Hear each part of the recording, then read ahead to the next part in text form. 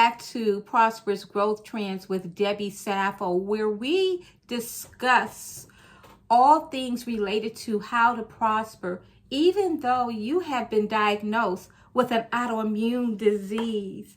I'm going to delve into myositis. If you're new to this channel, I've provided a broad overview and even detail of how I was diagnosed and what it is. But there are 5 different distinct types of myositis, and I want to discuss how to develop an empowerment pathway with your type of myositis. So myositis is a rare autoimmune disease that affects your muscle.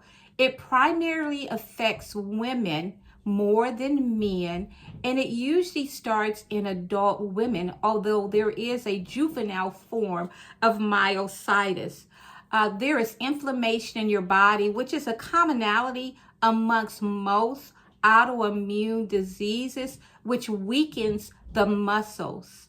And so it can affect, like I said, all ages. No one knows the cause. So hence the number one tip that I have for developing an empowerment pathway is to make sure you're an advocate for your type of myositis, because it's different depending on the type that you have and actually when it was diagnosed, because if it's diagnosed in late stages, it's usually going to affect an organ. And so we want to make sure we delve into it early, which is my tip number 2.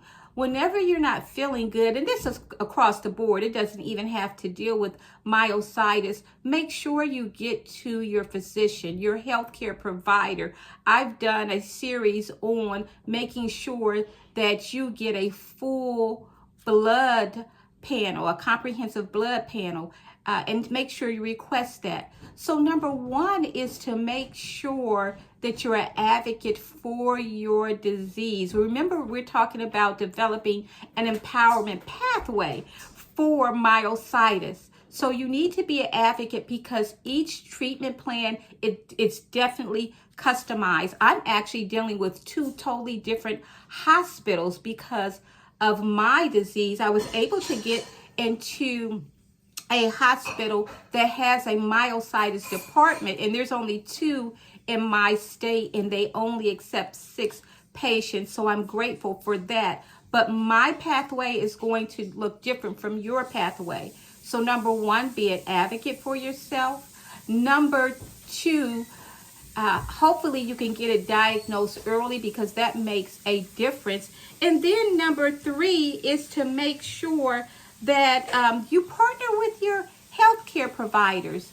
I've done a video on all of the healthcare providers and physicians you have to do to successfully manage this disease. And it's going to be at least 3 to 5 different physicians who have a specialty that you will meet with on a regular basis. So the first type of myositis I'd like to introduce you to is dermatomyositis, which is inflammation of the skin and muscle. And there's a prevalent rash all over your body, and the rash is usually on your face, it's on your back, on your hands, and the photos will depict that I have for you what it looks like on light skin as well as on an African American.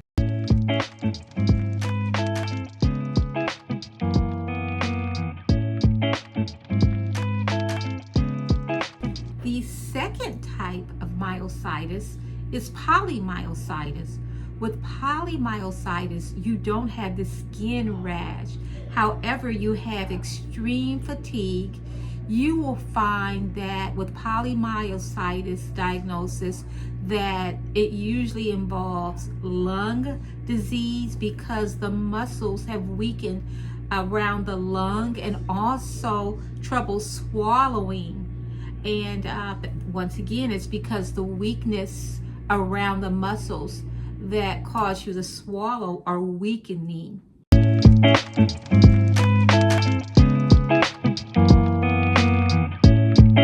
The third type of myositis is inclusion body myositis.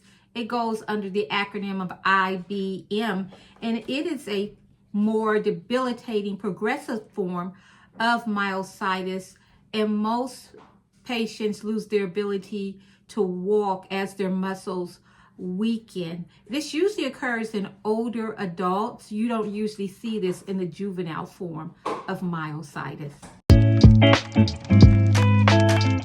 The fourth type of myositis is necrotizing autoimmune myopathy.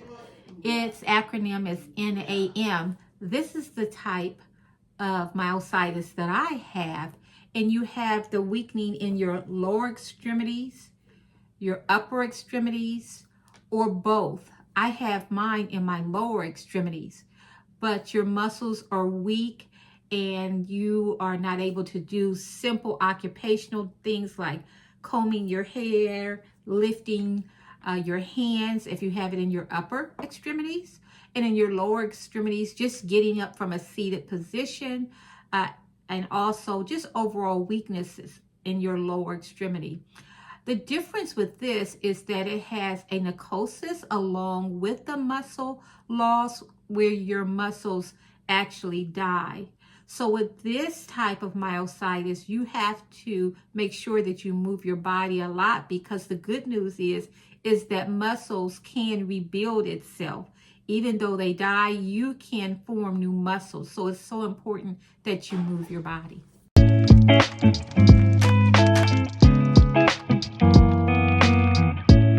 And the fifth type is juvenile dermatomyositis.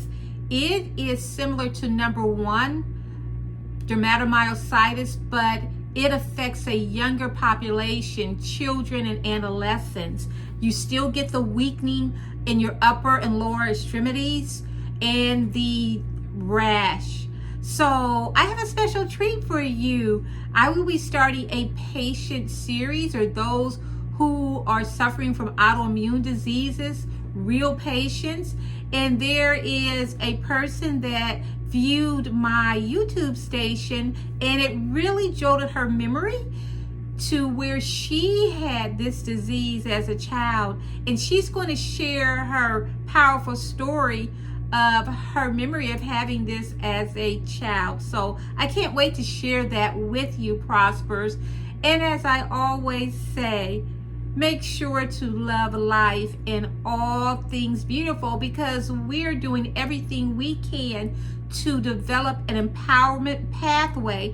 And remember, you have to be an advocate for yourself. You have to partner with your healthcare providers. And then one of the things that is so important for you to do is to share with your community what's going on, because sometimes with the diagnosis of myositis and other autoimmune diseases, you have good days and you have bad days, and that needs to be explained to your community, and just share with them clearly how they can support you, because we are definitely developing an empowerment pathway from diagnosis to living a prosperous life. Bye-bye.